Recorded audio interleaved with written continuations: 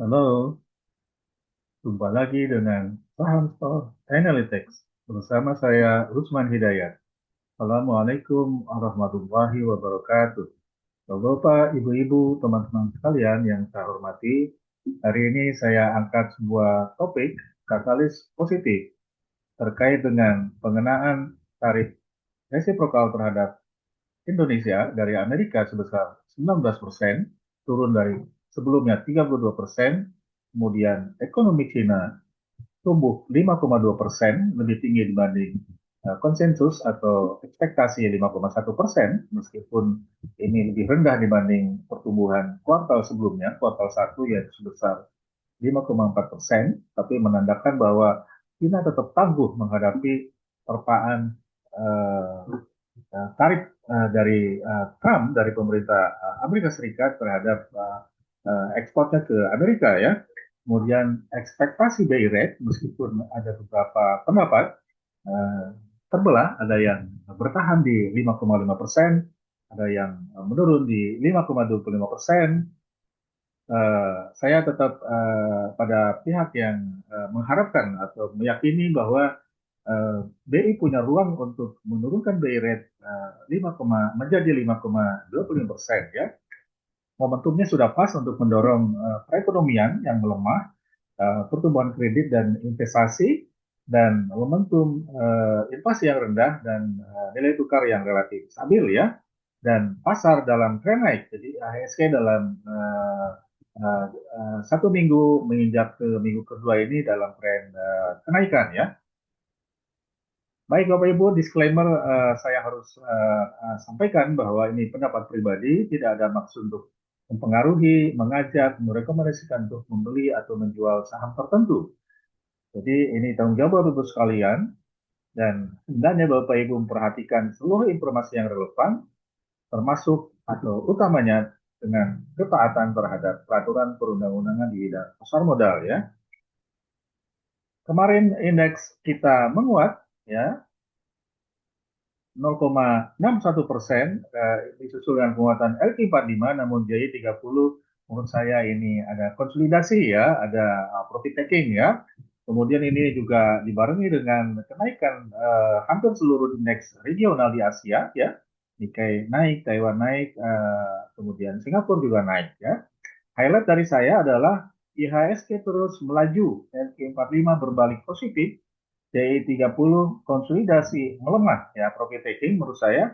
Tensi geopolitik masih panas terkait dengan ketegangan di Eropa, dan masih secara laten ketegangan juga masih terjadi di Timur Tengah ya, Israel dan Iran. Kemudian namun sentimen ekonomi positif ya, termasuk hari ini menurut saya ini ada sentimen atau katalis positif terkait dengan tarif Trump, dan kemudian apa 19% ya, disusul dengan harga minyak yang ditutup melemah, demikian juga harga emas yang melemah ya.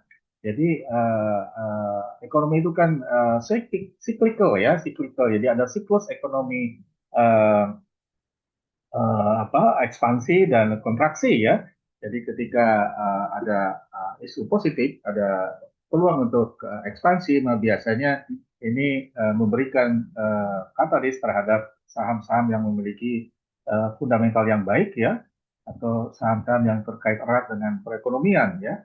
Dan demikian sebaliknya, saham-saham yang relate dengan komoditas dan emas yang relate atau dipersepsikan sebagai aset safe haven itu cenderung menurun. Dalam hal ini minyak mentah dan emas ya sudah menurun.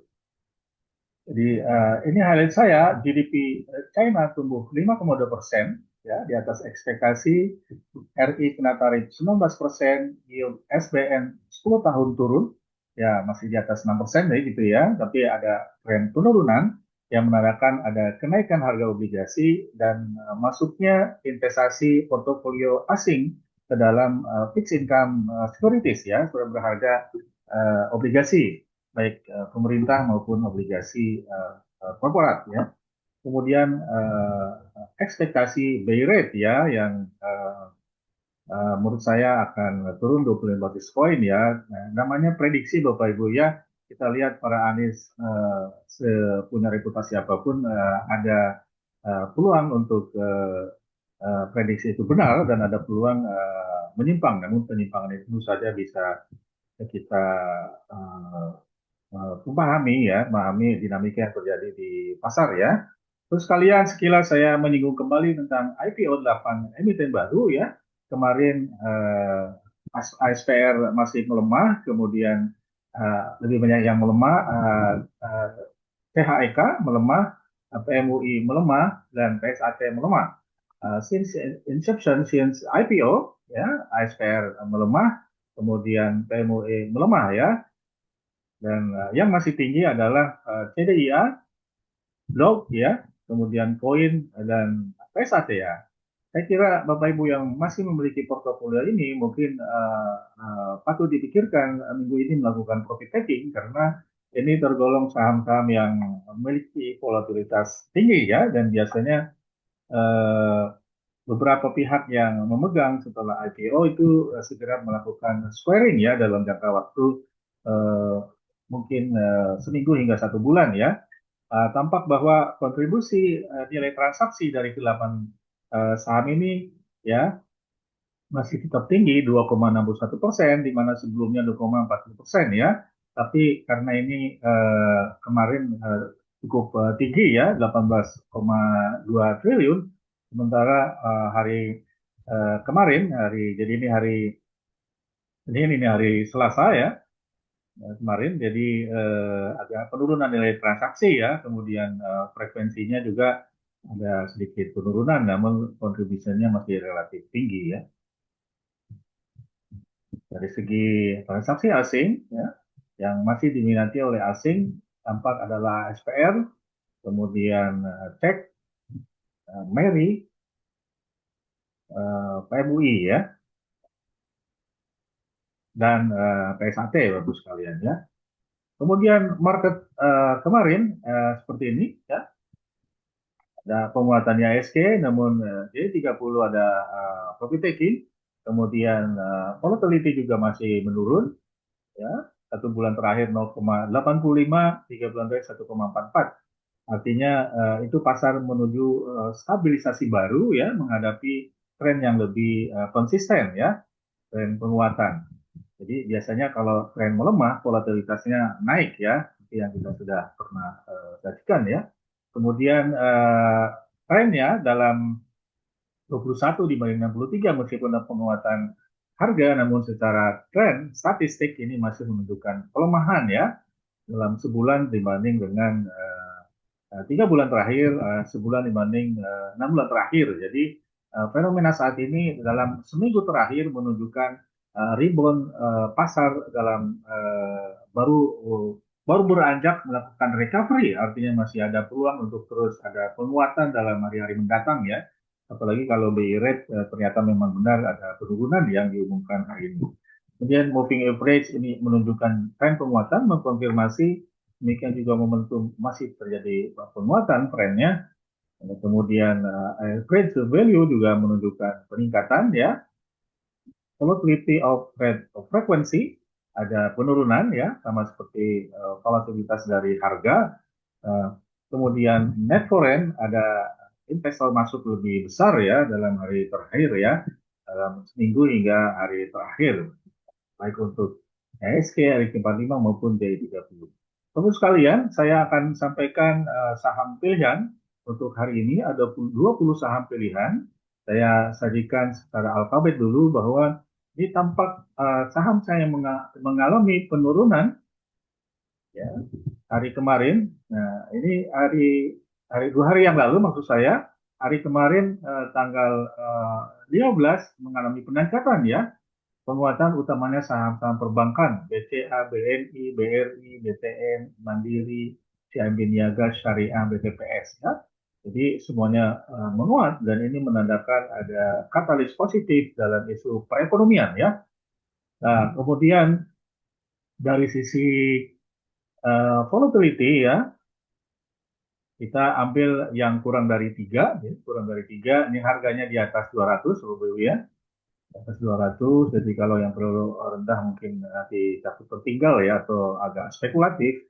Kemudian ini Bapak harus melihat mana alfa yang negatif, mana yang positif ya. Jadi ini harus bisa membedakan mana saham-saham yang harus diwaspadai karena dia yang memiliki alfa yang negatif terhadap IHSG ya.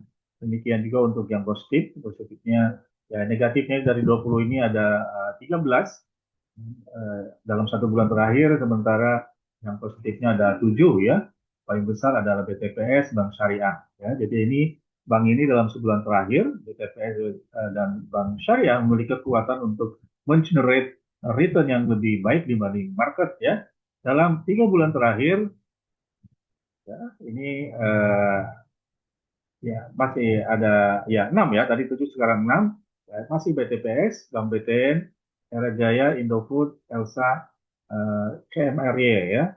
CMRY ini yang di apa ya di puncak sana ya, produksi susu atau ya. Eh, kemudian ya moving average ini saya batasi untuk angka tertentu ya, di atas 1,63 karena closing price dibanding moving average masih negatif untuk Bank Mandiri. Demikian juga untuk Bank BNI, Bank Niaga, ya artinya masih ada arah untuk crossing ke moving average 5 hari ya. Jadi ada potensi kenaikan. Kemudian ya average value-nya seperti biasa kita ambil yang besar ya. Ini average value untuk RQ45 cukup besar ya. Kemudian ini yang penyumbang terbesarnya adalah Bank Mandiri, Bank BRI, dan BCA. Jadi sama kebanyakan dari bank perbankan ya, perbankan. Di atas 5, demikian juga 1 minggu di atas 5, dan 3 bulan juga di atas 5, di atas 5 miliar ya, rata-rata harian. Volatility of trade value ya, ya, kita agak mengambil yang besar-besar karena ini sifatnya special event ya. Kemarin Bank Mandiri sangat tinggi transaksinya dan volatilitasnya sangat tinggi. Jadi kita masih masukkan ke dalam screen ini. Namun berhati-hati terhadap saham-saham kayak CPIN, NLF, ya, MNCM ya. Ini volatilitas nilai transaksinya cukup tinggi ya. Dan ini yang mengangkat volatilitas LQ45 dan DI sangat besar ini adalah karena didorong oleh kenaikan atau penurunan nilai transaksi yang sangat besar ya, nilai transaksi harian oleh perbankan ya.